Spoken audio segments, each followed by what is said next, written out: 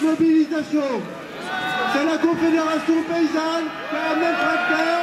Merci aux paysans qui se sont bougés.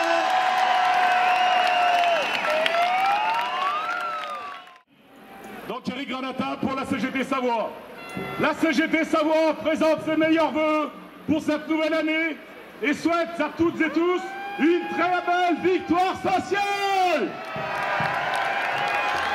La retraite à 60 ans à taux plein avec 75% de revenus de remplacement sans une pension inférieure à 2000 € brut avec la prise en compte des années d'études et un départ anticipé pour celles et ceux qui sont exposés à la pénibilité.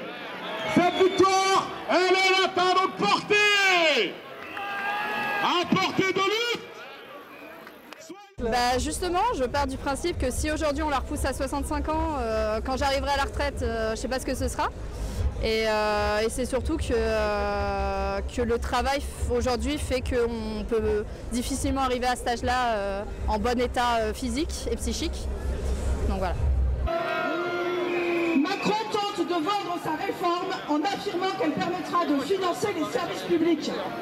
Cela peut faire sourire jaune quand nous voyons les réformes de démantèlement en cours et l'état de la santé ou de l'éducation après 5 ans de macronisme. Ce qu'il oublie de préciser, c'est que c'est l'impôt qui finance ces services publics. Son véritable objectif est donc d'utiliser ces milliards pour alléger une fois de plus les impôts des grandes entreprises. C'est ce qui figure noir sur blanc sur la feuille de route envoyée à Bruxelles. Deux choses. Les grands-parents, ils gardent les petits-enfants quand ils ont besoin et ils s'occupent de leurs vieux parents. Moi, ma mère, elle a pu rester chez elle jusqu'à 90 ans parce que j'étais à la retraite et que je m'occupais d'elle. Alors, s'ils veulent faire ça, il faut qu'ils créent des EHPAD et des crèches parce qu'il n'y aura plus personne pour s'occuper de tout ça. Et quant aux associations, je ne vous en parle même pas. On fait du bénévolat de partout. À 64 ans, ils seront tous cassés, ils ne pourront plus rien faire. Voilà. Donc, ma présence ici est entièrement justifiée. Une année de cotisation en plus ou 2 ans de recul de l'âge de la retraite en plus, c'est non. Et je vais vous dire pourquoi c'est non et pourquoi dans le journal Le Dauphiné libéré où la FDSEA elle s'exprime, elle raconte n'importe quoi. Elle raconte plutôt ce qui arrange les plus gros agriculteurs.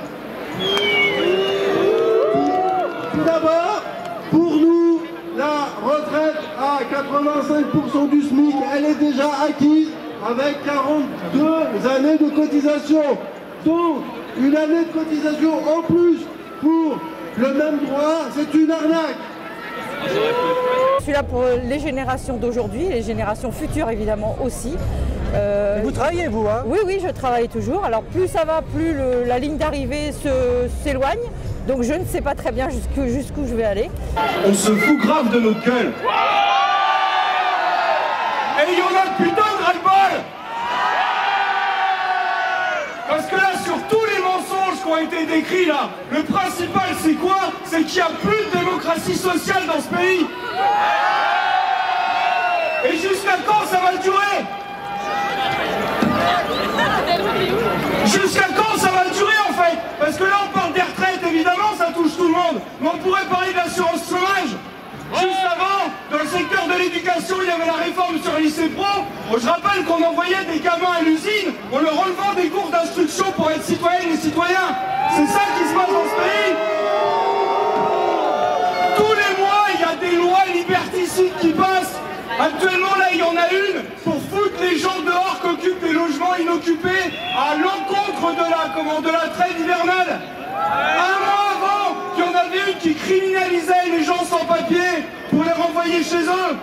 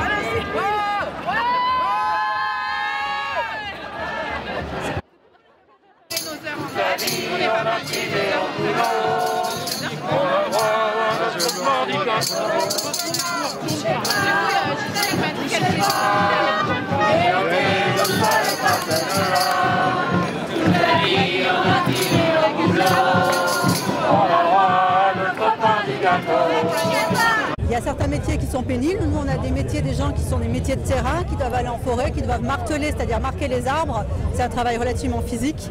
Et augmenter encore pendant 2 ans la pénibilité du travail va s'en ressentir. Et ce n'est pas une avancée sociale, c'est plutôt une dégradation au niveau social.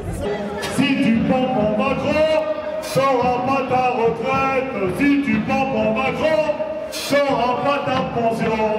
Pompe en Macron, t'auras ta retraite. Pompe en Macron, t'auras ta pension. On est une corporation représentante citoyenne. Et aujourd'hui, manifester pour cette réforme de la retraite qui nous impacte directement comme l'ensemble des citoyens, pour nous c'était important d'être là et que tout le monde voit qu'on était aussi impacté. De paramètres très injustes et pas très réfléchis. Si le gouvernement accélère, à mon sens, c'est pas pour rien, on le connaît. Et aujourd'hui, je pense qu'elle impacte beaucoup plus de monde que les années précédentes. D'accord. En tout cas, les réformes précédentes. Aujourd'hui, la pénibilité du travail, elle est reconnue. On parle aussi de la réduction de la vie chez les pompiers. Les pompiers disparaissent avant les autres. Et travailler encore plus longtemps pour au final quasi finir sans taux plein, avec les années d'annuité qui accélèrent, pour nous, c'est pas réalisable, c'est pas faisable. Qui est appelé par l'intersyndicale, mais c'est toute la population qui est concernée, toutes les Françaises et les Français, tous les citoyens et les citoyennes, tous les gens qui vivent en France, ça touche tout le monde. Bien sûr que la retraite, c'est un scandale cette réforme, et que le mot d'ordre c'est pas un jour de plus, pas un euro de moins. Mais derrière ça, c'est la démocratie qu'on est en train de terminer. Il n'y a plus rien, il n'y a plus de dialogue social, il n'y a plus que dalle en fait.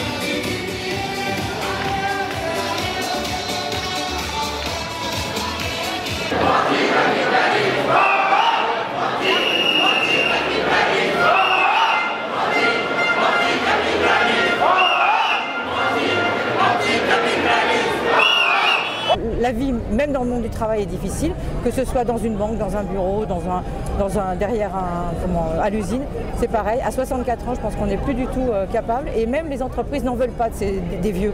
Donc voilà, il vaudrait mieux avoir de bonnes retraites et pouvoir effectivement vivre cette troisième vie correctement.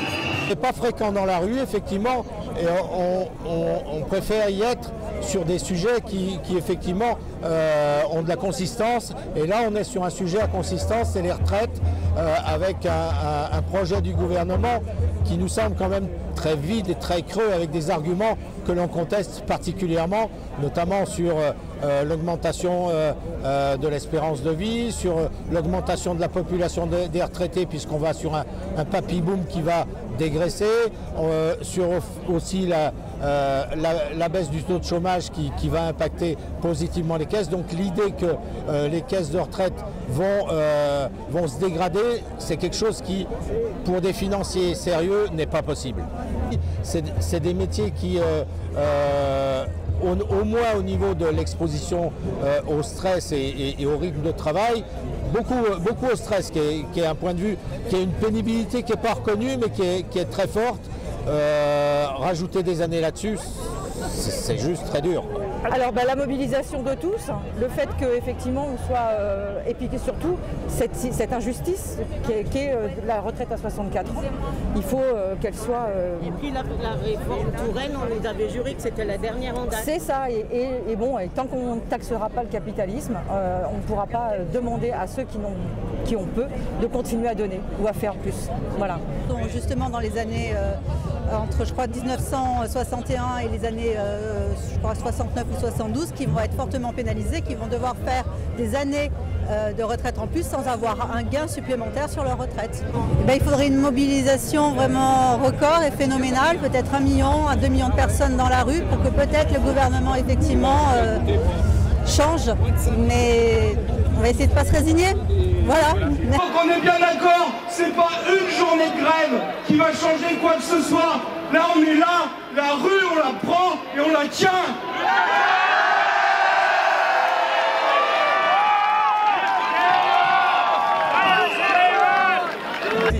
Un petit point, j'ai pu faire l'exemple avec mon épouse de la réforme. Aujourd'hui, c'est une mère de 4 enfants qui va travailler toute sa vie et à aucun moment, avec cette réforme, elle pourra partir à taux plein avec les 43 ans d'annuité et l'âge légal de la retraite. Donc c'est pas concevable de rester comme ça. Première chose, l'objectif c'est de sensibiliser toute la population et de communiquer sur tout le monde sur pourquoi cette réforme elle est intégralement mensongère. On appelle donc à une assemblée générale immédiatement après la fin de la manif, ici et ensuite à l'amphithéâtre Marcos, à la présidence, juste derrière le lycée Vosgelin. Sur la béton des belles, si tu pries trop en tête, je ne pas tenter sur TikTok, Twitter, en tête.